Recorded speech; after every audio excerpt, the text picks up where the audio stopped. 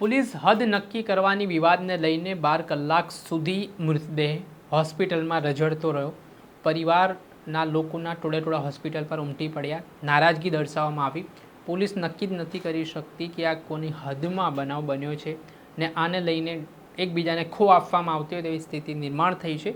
શું કહી રહ્યા છે આ મામલે મૃતકના પરિજનો, વિગતે વાત કરીએ.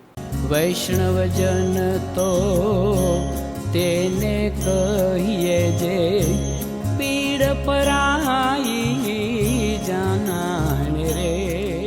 દર્શક મિત્રો, નવજીવન ન્યૂઝમાં આપનું સ્વાગત છે. હું છું ફૈઝાન. સુરેન્દ્રનગરના થાનગઢ તાલુકાના ચાંદોડિયા નજીક ગઈકાલે એક ગમખ્વાર અકસ્માતનો બનાવ બન્યો, જેમાં બે બાઇક ચાલકો સામસામે ધડાકાભેર અથડાયા, જેમાં એક વ્યક્તિનું મોત નીપજ્યું હોવાના સમાચાર મળી રહ્યા છે.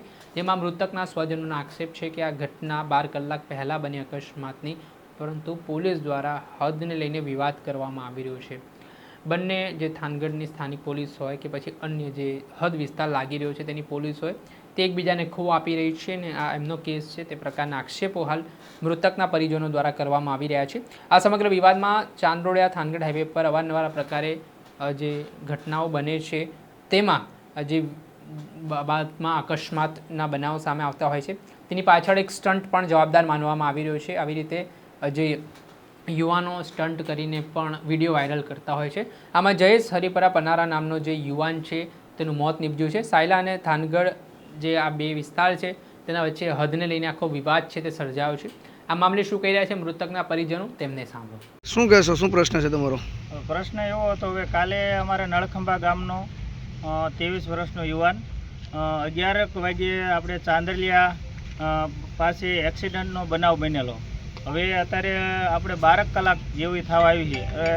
આરોગ્ય તરફથી અને પોલીસ તંત્ર તરફથી કોઈ પણ કાર્યવાહી અત્યાર સુધી કરવામાં આવી નથી. અને આ લોકો જો બધા લોકો હેરાન થાય છે. હવે ઘરવાળા પરિવાર લોકો હેરાન થાય છે અને આવા બધા પ્રશ્ન થાય છે. અને આખું ગામ ઘરે બેઠું છે, બરોબર. એ લોકો રાહ જોઈ રહ્યા છે કે ક્યારે અમારો પુત્ર આવશે.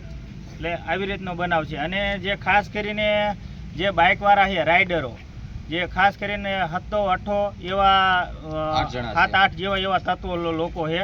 અને ચોટીલા તરફ અને આ વગડિયા તરફ અવારનવાર એ લોકો હેરાફેરી કરતા હોય છે. અને આવી રીતના આ લોકો અમારે જયેશભાઈ પનારા ને ખોટી રીતને સામે એક્સિડન્ટ કરીને એનું મૃત્યુ પામેલ છે. અને કાલ રાતુના એમ 11 વાગ્યાના થાન પોલીસ સ્ટેશન અને સાયલા પોલીસ સ્ટેશન વાળાને બોલાયા હતા. ત્યાર પછીના એ લોકો કોઈ જવાબ આપતા નથી. અત્યારે 10:30-11 થવા આવ્યા છે પણ હજી લોકો કોઈ જવાબ આપ્યો નથી. અત્યારે એવું કહેવામાં આવે છે કે હવે મેં બધી જે પબ્લિક ભેગું કર્યું છે ત્યારે એવું કહે છે કે હવે અમે લોકો તમારા થાનવાળા તમારી મદદમાં આવી છીએ એમ. તો અત્યારે લગીને શું કરતા હતા? એટલે સુરેન્દ્રનગરમાં કોઈ તંત્ર કોઈ દારૂ જુગાર હોય ને તો એમને ફટ લઈને તાત્કાલિક આવી જાય છે. પણ આજે આ ભાઈનું એકદમ અવસાન થઈ ગયું હતું. એ લોકો કોઈ રાતુના કાલ 12 વાગ્યાના કોઈ ટાઈમ જવાબ નથી આપતા કોઈ. અને એમ કહે છે કે ઓલાની હદમાં જોઈએ, ઓલાની હદમાં જાય, આવું બધું કરે છે. આવા બધા નખરા કરે છે બધા.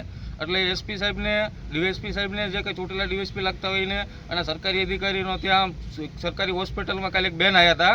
એ અમારા સમાજના હતા પણ એ બેનને કહી દીધો સોશિયલ મીડિયાના માધ્યમથી કે તમે આશીર્વાદ હોસ્પિટલમાં જે નોકરી કરો છો ને એ તમારું ત્યાં રાખજો. આ ભાઈ કોઈ દારૂ પીધેલો નહોતો. આજે મૃત્યુ પામેલો છે. એ ભાઈને એવું કહેવામાં આવ્યું હતું કે દારૂ પીને આવ્યો હતો. એટલે નીતાબેન કરીને કહેતા હતા ને, શું નામ હતું? હા, એમનો ભાણો હતો સામેવાળો. એટલે આવી રીતે જે ગુના કરે છે એ લોકોને બચાવવાની કોશિશ કરે છે. એટલે થાન પોલીસને ફરજિયાત એમ કહેવી છે.